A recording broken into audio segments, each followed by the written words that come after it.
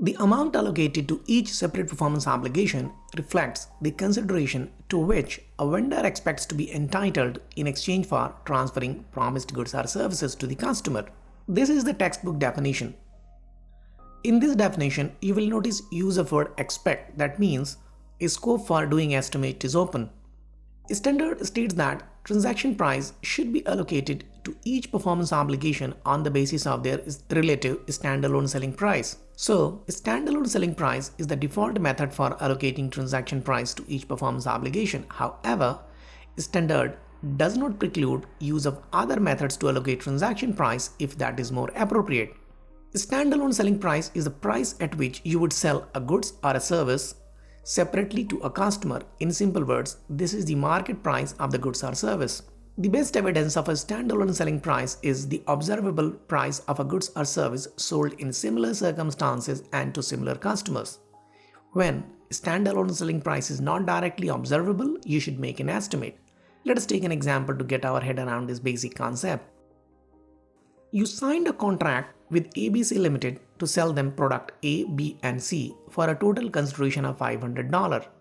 Standalone selling price for each of the product A, B and C is $100, $200 and $300 respectively. In this case, transaction price, which is $500, will be allocated to each performance obligation A, B and C on the basis of their standalone selling price.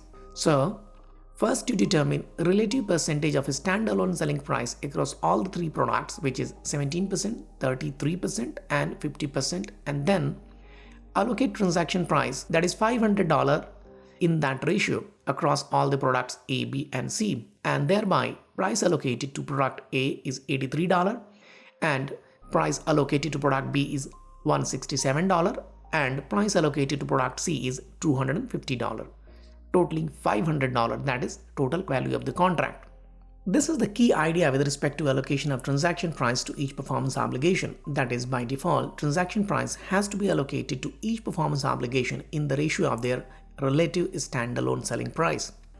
With regard to transaction price allocation, there are three key aspects: allocation based on standalone selling price, allocation of discount and variable consideration, and allocation of change in transaction price.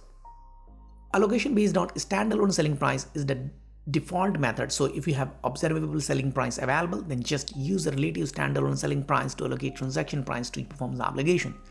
If observable selling price is not available, in that case you need to make an estimate of the standalone selling price, and to do this you can use one of the following three methods, whichever is most appropriate: adjusted market assessment method, cost plus margin method, or residual method. A residual method is restricted to use only in circumstances where a wide range of price is available or a standalone selling price is not available at all or cannot be estimated. With regard to discount and variable consideration, first decide if discount itself is a variable consideration, and if it is, then discount will be treated as variable consideration, and you should allocate this to either all performance obligation or some of the performance obligation or to a specific performance obligation as applicable using appropriate method. If discount is not variable consideration, then you should allocate discount on proportionate basis to all performance obligation unless you have evidence to support that discount is applicable only to a specific performance obligation, and in that case you can allocate discount to that specific performance obligation alone. Please always remember that discount is allocated after allocation of variable consideration, meaning first you need to allocate variable consideration and then allocate discount. With regard to change in transaction price, first determine if change in transaction price is due to a contract modification. If no, for example, uncertainty with respect to variable consideration is now resolved, then allocate change in transaction price on the same basis as you did at the contract inception.